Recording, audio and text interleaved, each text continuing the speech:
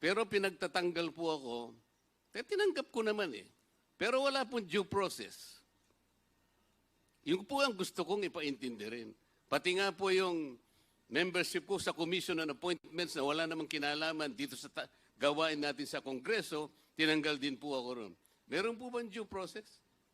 Tingnan po ninyo yung ginawa niyang sulat. Point of order, Mr. Chairman, point of order. What is the point I of think, order, Mr. Congressman Chairman, the Fernandez? good gentleman is not under investigation in this committee, and we are investigating other matter.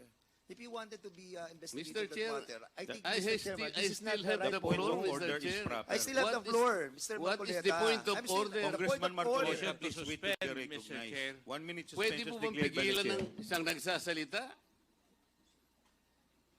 Mr. Chair, while you are suspended, may we respectfully request that all the employees of the Office of the Vice President